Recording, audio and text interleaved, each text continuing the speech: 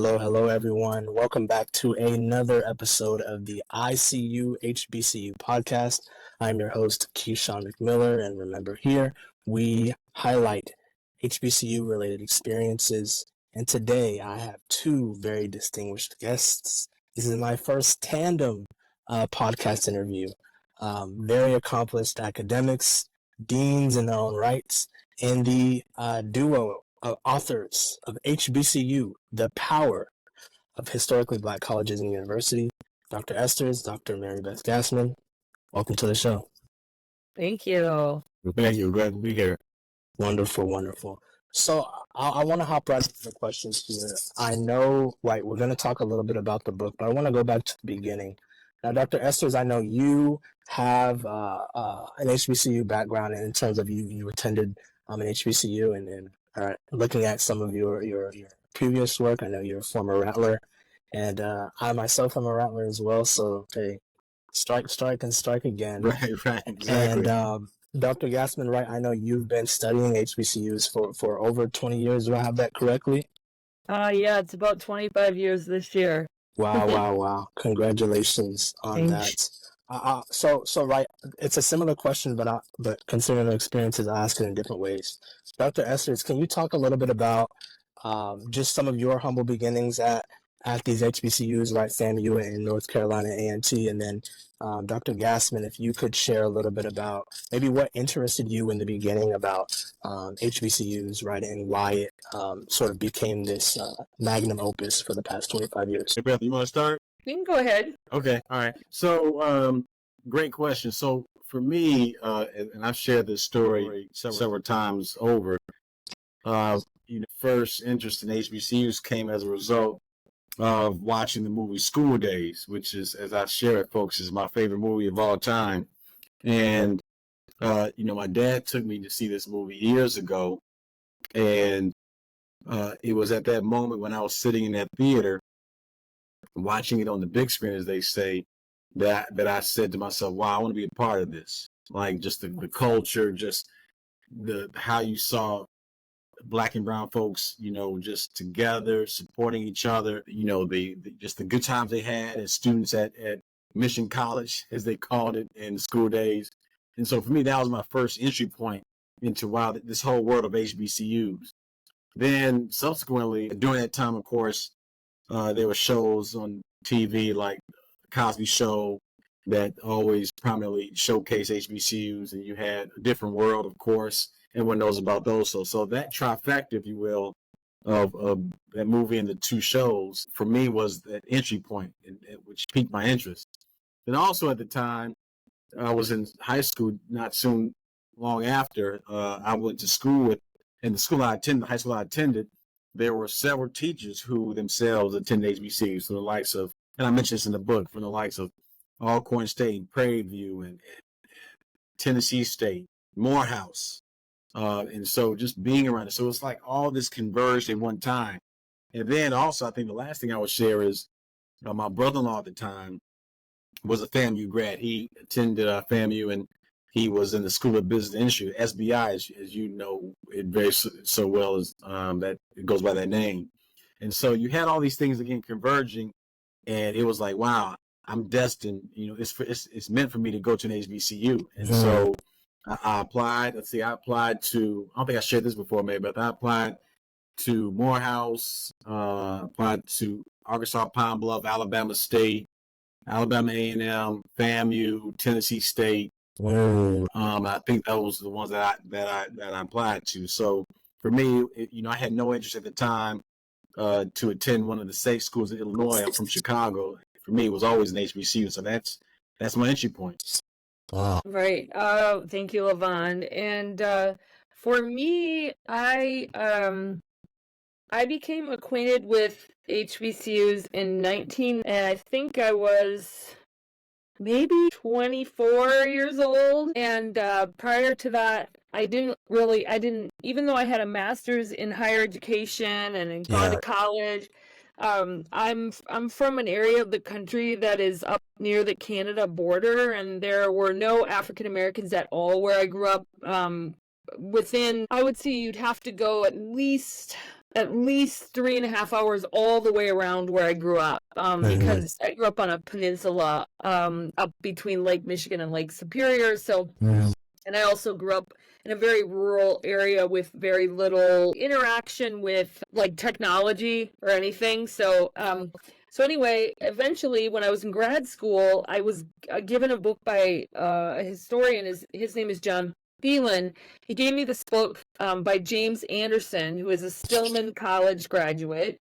And it's called The Education of Blacks in the South. And it is a big, thick book. It's a history book about what happens to African Americans after the Civil War, and really how African Americans have agency and create schools and navigate all of the craziness going on, and learn to read and learn to lead, and all. Just, it's a really, really deep dive into all of these things that lead up to and result in Black colleges. And that's the first time I ever heard of a Black college. I was a little feisty then. I mean, I'm still a little feisty, but I was a little feisty because I thought, how did I get through undergrad and a master's degree in higher education, and no one ever spoke of a Black college, right? So I just wanted to know more,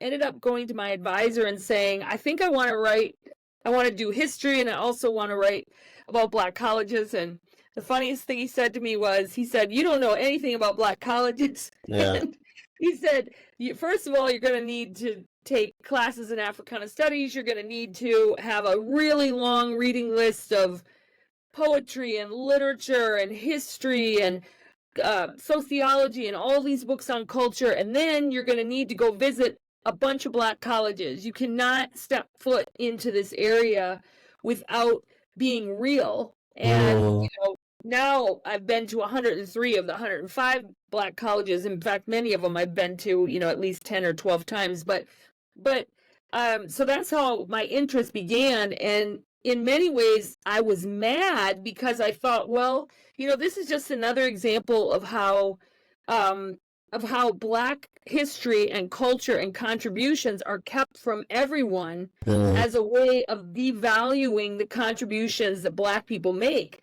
And so, so I got kind of mad, and then just, I don't know, I sort of got hooked. I was really, really interested in just how African Americans are fitting into every aspect of society, because African American history is part of American history. American history is part of African American history. It's like they're inseparable. You can't have American history without African American history. It's not possible. So you can't have world history without African American history. So that's how it started, and just never really ended.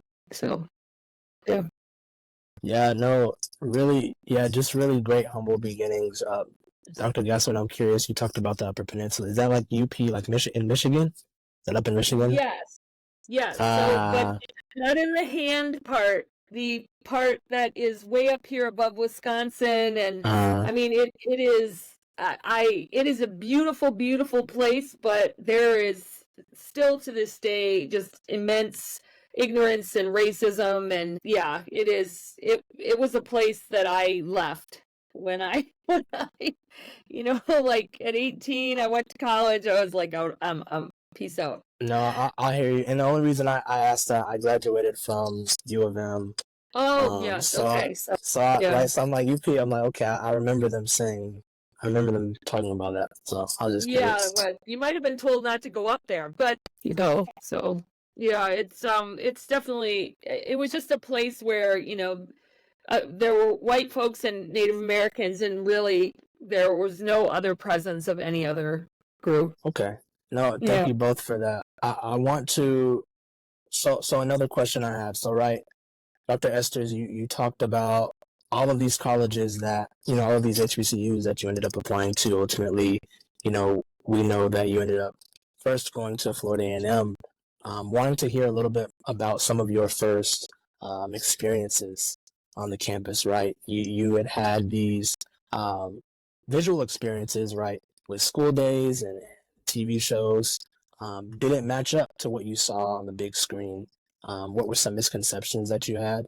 And then, Dr. Gassman, a question for you. One thing that really surprised me, you talked about finding out about Black colleges. You went to your advisor, and instead of your advisor shutting you down, right, and saying why this particular topic, I would say they encouraged you, right, and I would say they gave you some really powerful advice of, hey, you have to be real in this particular field, and not just coming into it with a sort of I guess what's coming up for me is just like a whitewashed lens, right? You Yeah. really want Yeah. to be authentic when you're coming into this. So how did that feel for you when you heard that from your advisor, and maybe how do you continue to stay true to that? Sure. Levon, do you want to go first? Yeah. Okay. So for me, as you both know, but Keyshawn, Spike Lee attended Morehouse, and so Yes. a lot of what was depicted in that movie, was based on not just necessarily his experience, but him having attended an HBCU and knowing those nuances and what the look and feel of a HBCU is like. Mm-hmm. So when I first arrived, on the campus of Florida A&M University, and as I matriculated, it did feel very similar to what I saw on the big screen in terms of, the culture, in terms of just the diversity, which I know Mary Beth will get into later, the diversity of Black folks that attended that institution, in terms of, how we all felt like we were all in this together. We all want each other to be successful and to graduate together, whether it be the staff, the administrators at FAMU in this case. They support us immensely. When I was at FAMU, the president was, I think one of the greatest presidents ever was Frederick Humphreys. Yeah. And I would say that, I would argue that when he was president of FAMU, I would call that the golden years. A lot of folks refer to that as the golden years for FAMU.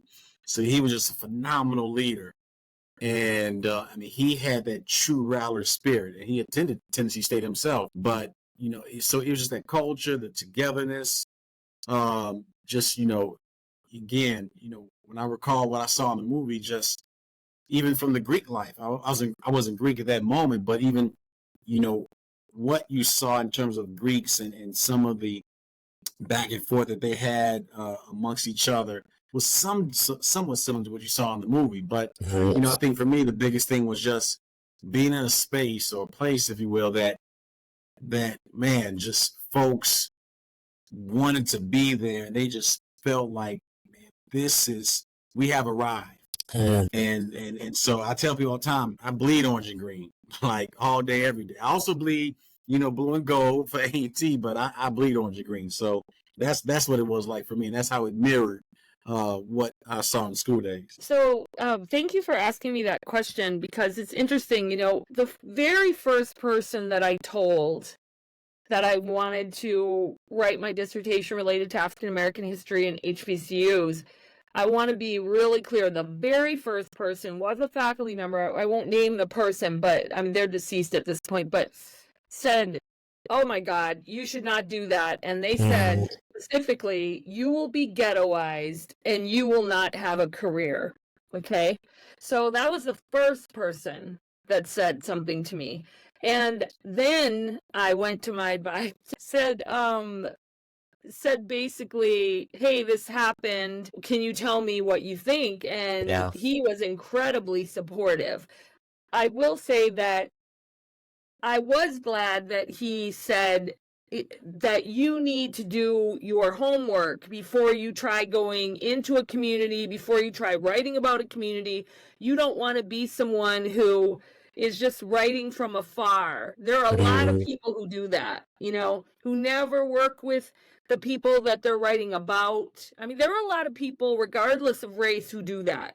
They operate from afar. So I was glad that it was a lot of extra work. It actually was 2 additional years of graduate school for me. Wow. But that's okay, because it taught me so much about being a historian. It taught me so much about African American history. Like to this day, I mean, I am completely familiar with everything, you know, in terms of all the writers from the Harlem Renaissance. I'm familiar with poets and playwrights, literary figures across the board. I have a huge library, African American history and culture library that I put together over the past 25 years. I've read all of those books in the library. Anything new that comes out, I'm trying to get my hands on it, trying to read. In fact, there are 4 books right next to me, right over here, that just came in the mail. Always trying to kind of just be as familiar as I can with how things are changing, who's writing, whose voices are really out there. So, and also making sure to read African American historians, sociologists, philosophers, writers, etc., because that is shaping how I'm doing my own work. And so with regard to like keeping it real or keeping it honest, I think as someone who's not Black, the way that I think about this is it's important that you know that your perspective is not the only perspective. It's not the right perspective. It's one perspective. Just like everybody's is one perspective. I mean, there's huge debate among Black people about Black history. You know, I follow a bunch of historians on social media, Black historians. They are fighting nonstop about things, you know. So and that's important to know. That's part of history, is that Black people are not this monolithic group. There's a huge Black diaspora, and it's incredibly diverse, and it doesn't always agree. So that, I think that's really important. And also, you know, some things I do on my own. Other times I want to collaborate. In this project, I was asked to do this. I asked Levon if he wanted to collaborate with me because he and I have known each other for quite a long time. I've served as a mentor for him for almost a decade now, and we're really good friends. And I mean, I'd say we're more good friends than anything now because, you know, just we've both gotten, I mean, Levon will deny it, but we've both gotten a little older.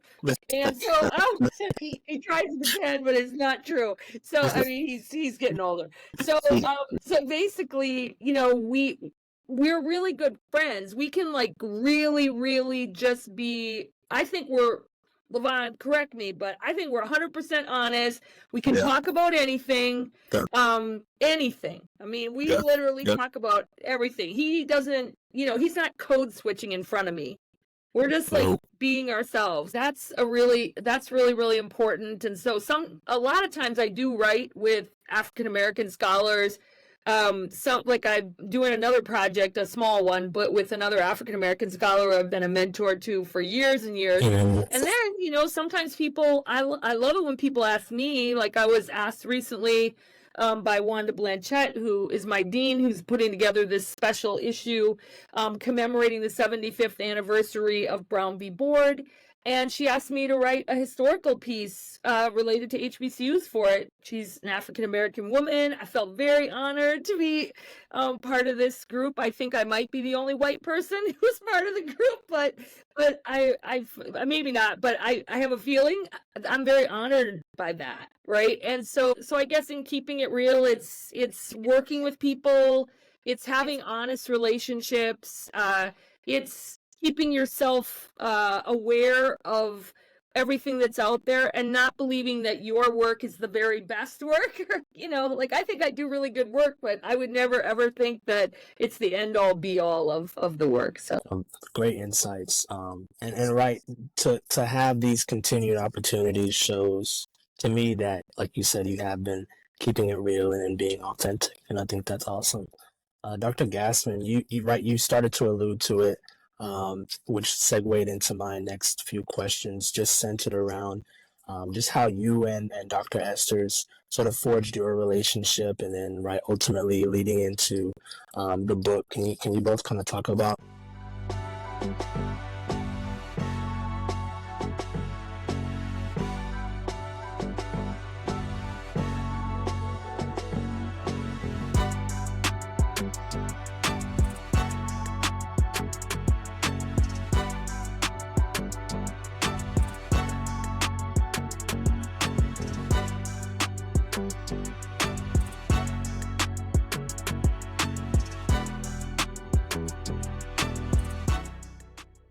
about? Sure.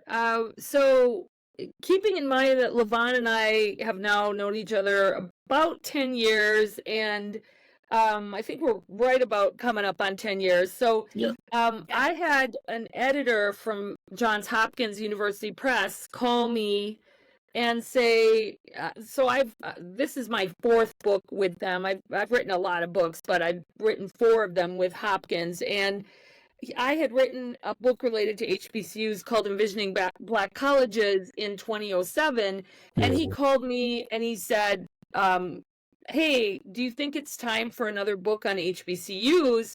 And I said, well, I'm in the middle of doing some other projects, but I do think that. And then we started talking a bit more, and I said I'd really want it to be a pretty comprehensive book, and I think I would like to write it with an HBCU grad and someone, who's an academic and who's an HBCU grad. And so I told the editor about Levon and shared his CV, and then I called Levon and asked him if he wanted to do it. And Levon hadn't written a book before, so he's written articles and reports and things like that. But so basically, I ended up in a bit of a mentoring relationship, and so that he wanted to learn how to write a book anyway. So now he knows. He probably knows way more than he wants to know.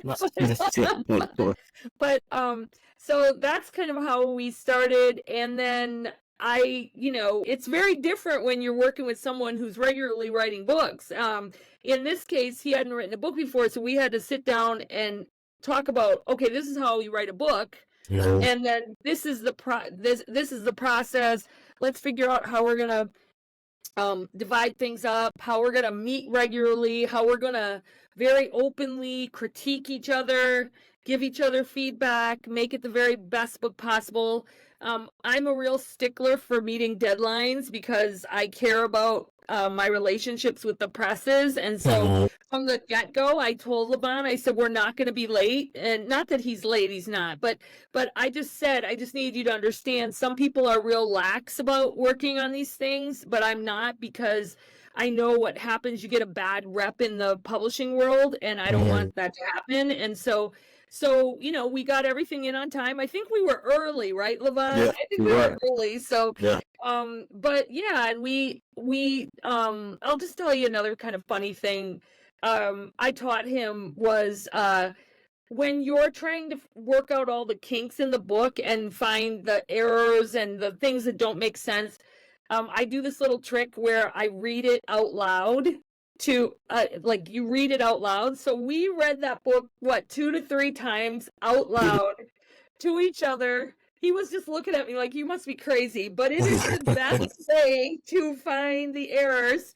And so we ended up reading the book out loud and just laughing. We had so much fun. We laughed so hard while we were writing this too, because it was really, really fun. So that's kind of how, from my perspective. I don't know what Levon wants to say about that. Yeah, no, I mean, no, you're spot on in terms of how you described it and the process. I think, and I don't know, Kisham, you're going to ask this question, but I think, for me, one, it was a great learning experience for me. Yeah. I say all the time that it was like an independent study, and we started this book 3 years ago.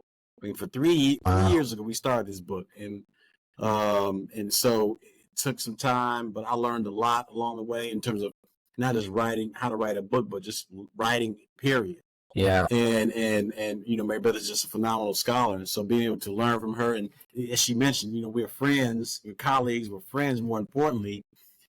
But I think our friendship really helped us, get through this process. And it was a great experience for me. I wouldn't trade it in for anything in the world. I learned a heck of a lot. No, I love that. And my one quick question is there going to be another book in the process in the future? Well, maybe Beth probably got like 10 books already in the queue. Already. I mean, I will say that for me, I do have 2. I have one in production and one that I'm working on right now, but one of them is related to HBCUs. I was asked by James Banks, who is sort of the father of multiculturalism, and he has a series with Columbia's Teachers College Press, and he asked me if I would be willing to do sort of a retrospective anthology of my work from the very beginning, all my historical work related to HBCUs. So I was doing that while this book with Levon was in production, and so that will come out. I think it will probably be out maybe in 6 months. And then I'm also working on a book for Princeton University Press that is focused on Latinx students. So that's a little bit different. It's not an HBCU thing. I don't know. I wonder if Levon would have time given his new role, but to do something, it wouldn't probably be for a while because, like this book is out. It took a long time. I mean, we did so many oral history interviews. There is so much data in it, even though it's written for a general audience. And so normally last time, let's see, 2024, maybe like 10 years, maybe, but the other HBCU book that I have coming out is very different. So, because it's purely historical, so it's a little bit different. But yeah, who knows? Levon's busy. He told me this weekend he's gonna be shaking hands and kissing babies. Okay. I'll send you some pictures, made Beth. No, I love it. I can see the chemistry right through and through. So thinking about this current book, right? What is your favorite chapter in the book? My assumption is you both have different favorite chapters, and why? Yeah, so I think for me, because mentoring, the chapter on mentoring by far, well, not by far, is my favorite of the others. And that in particular is my favorite because, that's my expertise area. I did a lot of work in that space when I was at Purdue University. And we created a program that thrived for 10 years, nearly 10 years straight. It was a great program for the institution. Students benefited from the work that we did.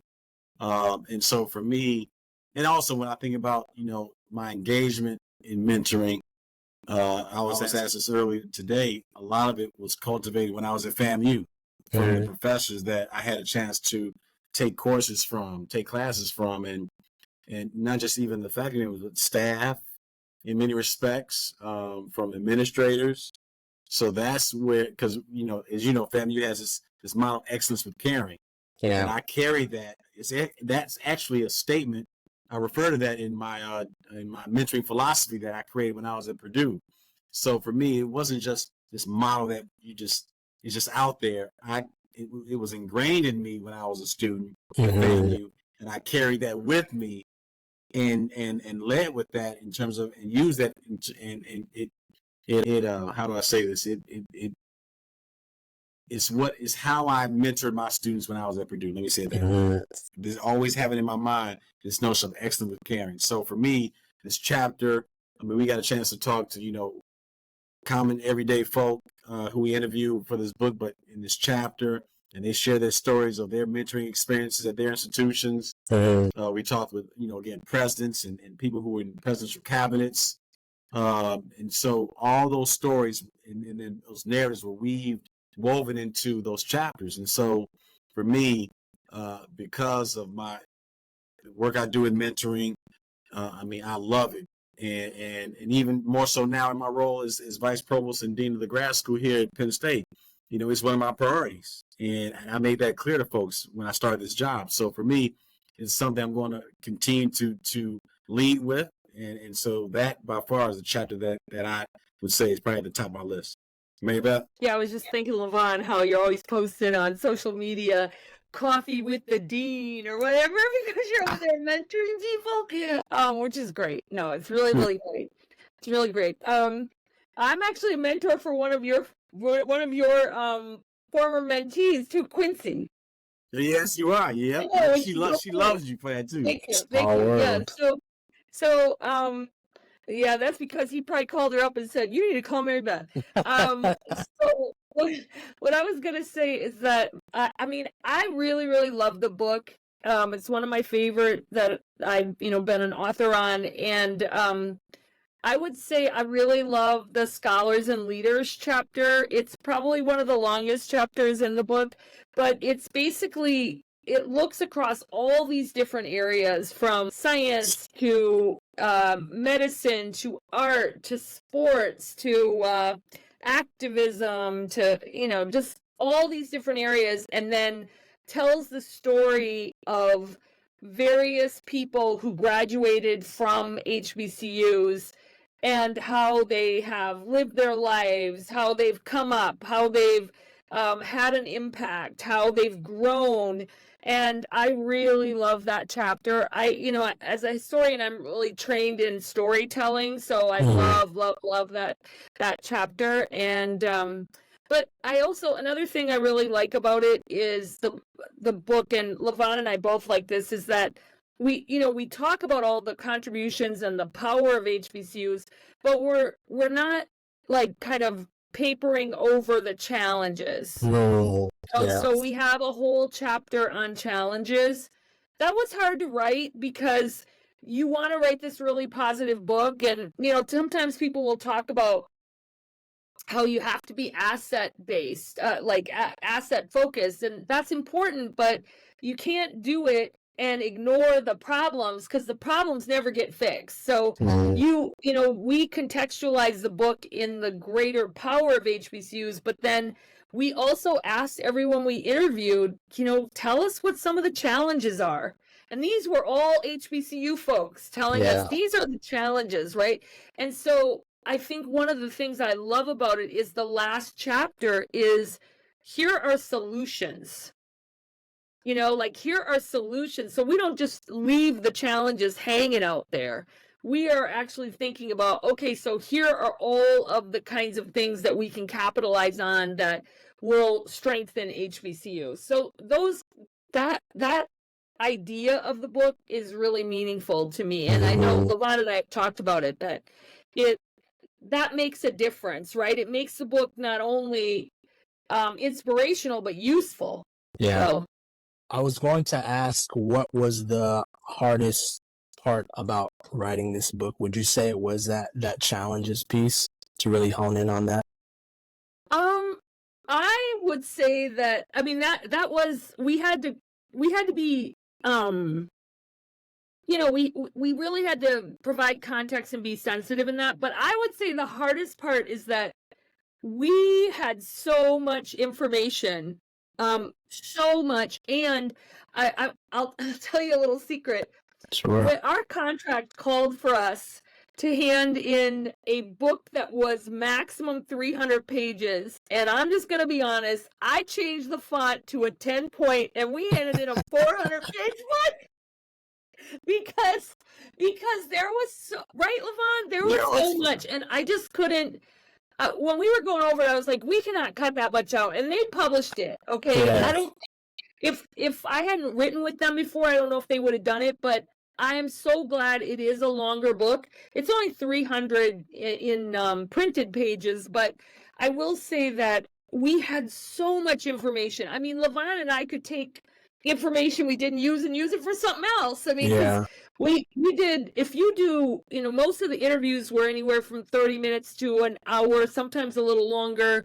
And then we had all those transcripts. Plus we have quantitative data, policy reports, existing oral histories, just so much that it was like, how do you fit it all in? And then there's always the, well, if you leave it out, who's going to bark at you, get mad at you or yell at you?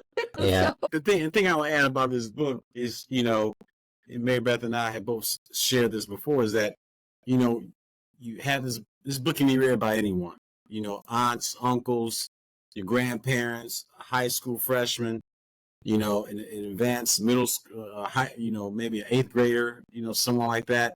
It's for everyone. It doesn't read like an academic piece, which was one of our goals when we set out on this journey to write it. And I've received numerous emails and texts and DMs, as has Mary Beth, from folks who just love the book. Just to read these stories from folks we interview, to hear their love, their passion for HBCUs come through. Mm-hmm. It literally, and I'm not saying it because I'm trying to sell books. I'm saying it because it is a book that anyone can read. Yeah. No, I love that. I'm really excited to really dive into it. I'll give some context for my next question as we kind of wrap up here. So right, ICU HBCU, we have the podcast, but it started off as a book. And so similar to you all, right, the layman-esque of your book, my vision is to spread the awesomeness of HBCUs starting at the child level, so elementary school age. And my vision and my mission and my reasoning for that is because I believe if we start that young, we can not only continue to shed the light on HBCUs for future students, but also as the world continues to advance, we could get HBCUs prepared for those students, right? So you talked about some of the solutions in the back of your book. I'm curious. So with that in mind, I'm curious when you think about the future of HBCUs, especially as it relates to the next generation. And feel free to highlight some points in the book if it aligns. What are you seeing as it relates to keeping HBCUs relevant? Right, Beth. I would say it's really, really important that everyone who attends an HBCU, leads an HBCU, graduates from an HBCU. In fact, they should act like Levon, because Levon, you are never going to have a conversation with Levon where you do not find out that he went to an HBCU and where he went to an HBCU, how much he loved the HBCU, how it changed his life, and blah, blah, blah, blah, right? So you need to be like Levon. That's what I would say, because you do. It's true, because that's incredibly important. And when HBCU grads, people who work there, faculty, etc., presidents, all of them, when they tell the story of HBCUs, the unique story, not just the history, though, all the way up to the current day, because when people only hear the history, they're like, oh, yeah, they were good in the past. You want to go all the way up to the current day. And there are some really good storytellers among HBCU presidents, like just as an example. Rosalind Artis at Benedict College. If you follow her on social media, you know all the good stuff happening at her institution. If you follow David Wilson at Morgan State, he's going to be telling you nonstop what is going on and how his institution fits within the larger political and federal and state landscape, right? I mean, if you look at Kevin James at Morris Brown College, which has had this resurgence, one of the reasons why he had the resurgence there is, and in full disclosure, I'm on the board of trustees there, but basically is because he wouldn't stop talking on social media. He talks everywhere, all around, and he's excited, right? All of those people I just told you, so excited, telling their story. But then you also have amazing alums who are out there telling the story. You have faculty are a little less likely to be on social media, but I love when they are. I'm going to give a shout out to Sharon Davis, who's at FAMU faculty in education. She's always posting pictures with her students, showing what she's doing, showing like the excellence that is there. That's so important. It's so important that happens. So, I think that lots of people can tell stories about HBCUs. I think that's great. You need lots of advocates, allies. But if HBCU folks are telling those stories, that is fundamentally different. And then I also have to say, for those people who really make it to prominent positions, tell your HBCU story. Like, I love that LeBron is a VP at Penn State, but he's still over there telling everybody. He told everybody in front of everybody when I was there. He didn't say I forgot. Penn State's colors are blue and white. He didn't say I bleed blue and white. He was over there like, okay, no, I'm very sorry, but I'm bleeding my HBCU colors. So that's really important. That's really important. So anyway, LeVon. Yeah, I think, and this came today when May Beth and I were speaking with someone else, Gishan.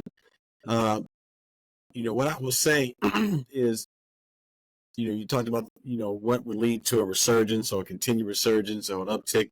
I think what the book does very simply is that it showcases that HBCUs are incubators of excellence, right? You and I have a shared identity from having attended FAMU And, so you read our book, and you hear these stories from common everyday folk to presidents and people who serve on boards and those sorts of things. But at the end of the day, common thread is that those folks who attended, man, they're doing some excellent work in whatever space they're in, right? And they are contributing to society. They're contributing to the lives of students. They're contributing to their communities. I mean, it's unparalleled in my opinion. And so, for me, people ask me all the time, and I said earlier today, like, I wouldn't be dean of the grad school, VP at Penn State, if I would have attended FAMU, because it would have set me, attending somewhere else would have probably set me on another path. So for me, I credit a lot of who I am to Florida A&M University, and I'm always going to give a shout out to them. I'm always going to sing its praises. And so for me, it comes full circle, being able to write about it, share my story, to work with Mae Beth, who was just a phenomenal friend and scholar, to be able to join hands with her, if you will, and to uplift HBCUs via our book. Man, I can't ask for anything more. Yeah. Yeah, I love that.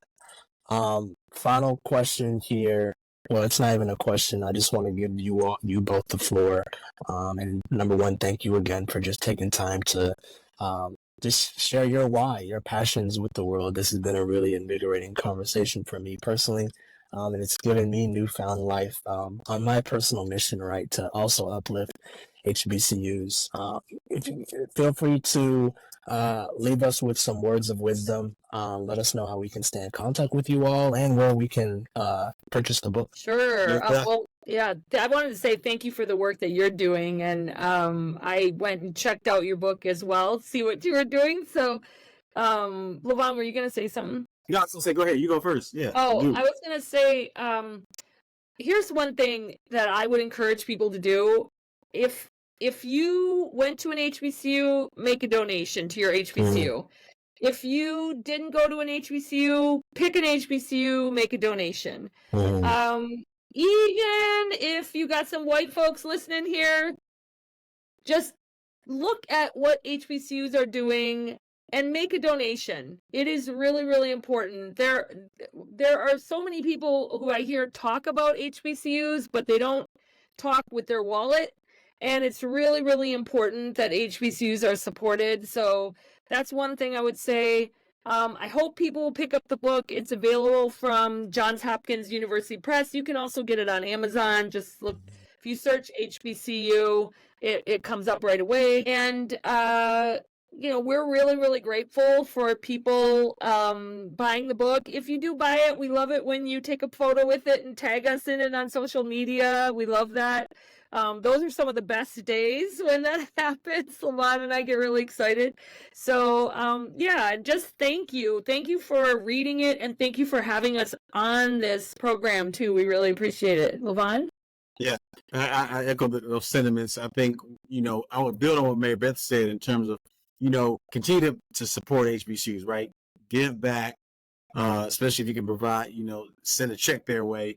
But I think one thing I would add to that is, it's good to support the Howards, the FAMUs, the A&Ts of the world. But one of my daughters attends Miles College. And, some of these small HBCUs don't get the love that I think they deserve. And so I would encourage folks to really support those smaller HBCUs, the Talladegas, the Miles, those types of institutions, because they need our help and support as well.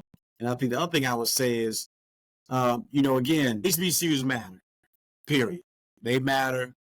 They've always mattered. But, hopefully through this book, through Mary Beth's continued work, but as a collective, all of our support, these institutions need us. And so whatever we can do, and even your platform, Keyshawn, and what you do, I appreciate your work, and shout out to you and your work. And thank you for having us. But I think if you just take us three here today, we can make a difference. So just again, thank you, Keyshawn, for inviting us. And I appreciate having this opportunity to share my passion and my love for HBCUs. Yeah. No, love it. Hey, folks, that's it from us. As always, keep moving, keep growing, keep learning. Support Black colleges and universities. We'll see you on the next one.